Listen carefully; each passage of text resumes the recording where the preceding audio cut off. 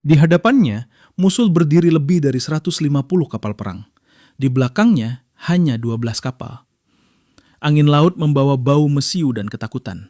Anak buahnya tahu peluang mereka hampir mustahil.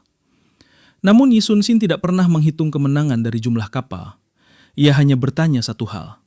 Apakah laut ini masih memiliki seseorang yang berani menjaganya? Dan jawabannya adalah dirinya sendiri. City of the Dragon berdiri di pertemuan dua laut, Frozen Sea dan Sea of Hope. Jalur perdagangan melewati pelabuhan itu seperti nadi kehidupan. Namun, kemakmuran selalu mengundang serigala.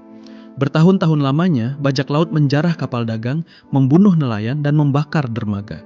Kota itu tumbuh dalam kemakmuran dan ketakutan. Di kota itulah Yi Sun Sin lahir. Sejak kecil, ia menyaksikan kapal karam dan mayat terapung.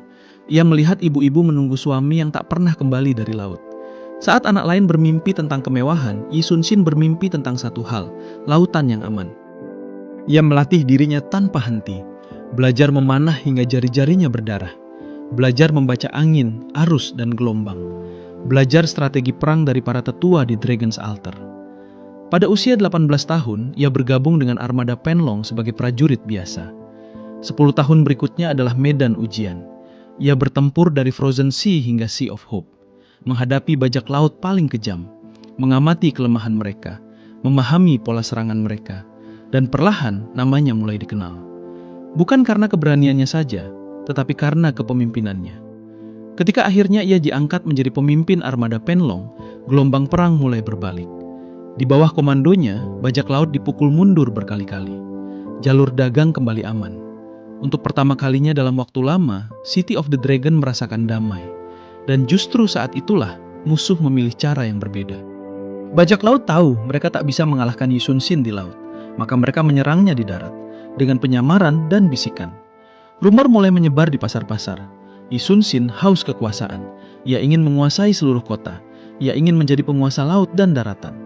Fitnah lebih tajam dari pedang. Para penguasa kota mempercayainya.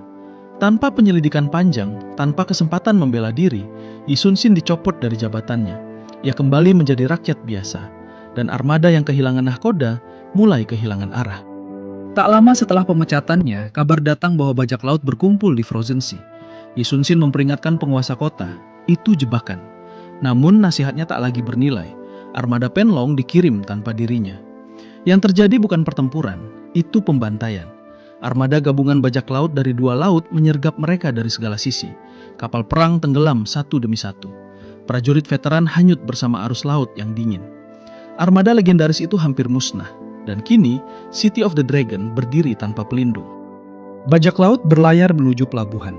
Ancaman mereka jelas, tunduk atau hancur. Ketakutan menyebar lebih cepat daripada api. Sebagian warga ingin melarikan diri, sebagian lain ingin menyerah dan menyerahkan seluruh harta mereka. Saat itulah Yi Sun Sin melangkah maju. Ia bukan lagi Laksamana, tak ada pangkat di pundaknya. Namun suaranya masih membawa keyakinan. Ia mengingatkan rakyatnya bahwa laut memberi mereka kehidupan. Jika laut diambil, maka identitas mereka ikut hilang. Ia tidak menjanjikan kemenangan, ia hanya menjanjikan perlawanan. Dan itu cukup. Dengan sisa kapal perang yang selamat dan perahu-perahu nelayan, ia membentuk armada baru. 12 kapal melawan lebih dari 150. Saat armada bajak laut muncul di Cakrawala, anak buahnya menahan napas. Yi Sun Sin berdiri di haluan kapal utamanya. Panah pertama dilepaskan. Kapalnya maju paling depan, menembus hujan meriam. Ia tahu jika moral runtuh, semuanya selesai. Maka ia memilih menjadi yang pertama menghadapi maut. Keberaniannya menular. Armada kecil itu bergerak dengan presisi, memanfaatkan arus, menghancurkan formasi musuh, mengubah sempitnya selat menjadi jebakan bagi kapal-kapal besar bajak laut. Yang mustahil terjadi. Armada bajak laut runtuh. Laut yang tadinya dikuasai teror telah kembali sunyi. Kemenangan itu bukan sekedar kemenangan perang.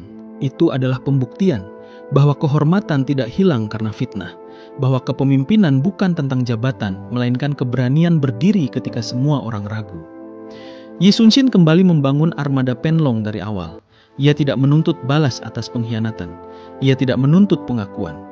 Ia hanya kembali melakukan apa yang sejak kecil ia janjikan pada dirinya sendiri, menjaga laut. Dan selama ombak masih menghantam pelabuhan City of the Dragon, nama Yi Sun-shin akan selalu diingat. Bukan sebagai korban fitnah, bukan sebagai mantan laksamana, melainkan sebagai legenda yang bahkan ketika dilucuti dari pangkatnya, tetap berdiri sebagai pelindung. Anjay. Mereka memanggilku seorang pahlawan karena aku menyelamatkan negaraku dari kehancuran.